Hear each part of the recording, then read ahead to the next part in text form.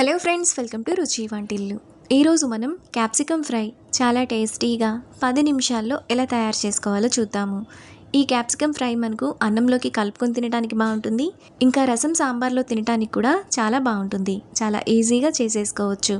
So late చేయకుండా వీడియోలోకి వెళ్ళిపోదాం.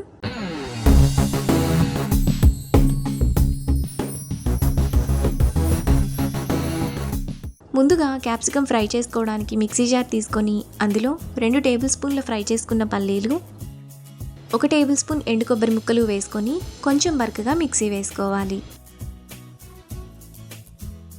ఇలా వేసుకున్న తర్వాత అందులో 3 వెల్లుల్లి రెబ్బలు వేసుకొని మరొకసారి తిప్పుకొని పక్కన పెట్టుకోవాలి.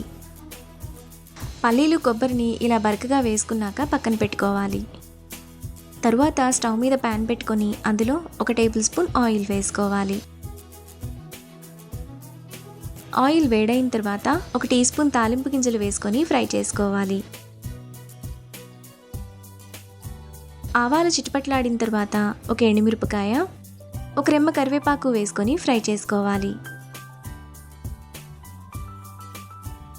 తాలింపు అంతా వేగిన తర్వాత సన్నగా తరిగిన 1 పెద్ద ఉల్లిపాయ, 2 పచ్చిమిరపకాయలు వేసుకొని ఉల్లిపాయలను మీడియం ఫ్లేమ్లో బాగా ఫ్రై చేసుకోవాలి.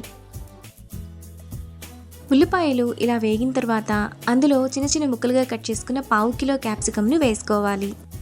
ఇప్పుడు టేస్ట్కి తగినంత ఉప్పు వేసుకొని 1 నిమిషం పాటు మీడియం ఫ్లేమ్లో ఫ్రై చేసుకోవాలి.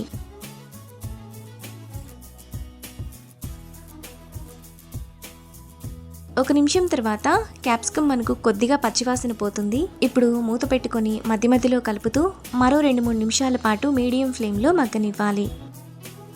క్యాప్సికమ్ ఇలా మగ్గిపోయిన తర్వాత మరో నిమిషం పాటు మీడియం ఫ్లేమ్లో ఫ్రై చేసుకోవాలి.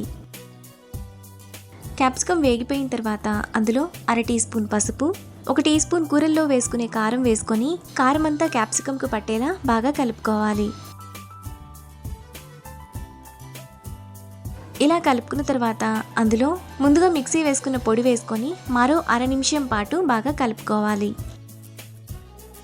ఈ క్యాప్సికమ్ ఫ్రై మనకు అన్నంలోకి కాకుండా చపాతీలో తినడానికి కూడా బాగుంటుంది. 1/2 నిమిషం తర్వాత క్యాప్సికమ్ ఫ్రై మనకు చాలా టేస్టీగా రెడీ అయిపోతుంది. ఇప్పుడు ఈ ఫ్రైను బౌల్లోకి తీసుకొని అన్నంలో కలుపుకొని తింటే చాలా బాగుంటుంది, ఇంకా చపాతీలో కూడా బాగుంటుంది. అంతే, ఎంతో సింపుల్గా టేస్టీగా చేసుకునే క్యాప్సికమ్ ఫ్రై రెడీ.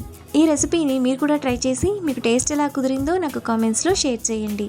ఈ వీడియో కనుక మీకు నచ్చినట్లయితే లైక్ చేసి, షేర్ చేసి, సబ్స్క్రైబ్ చేయండి.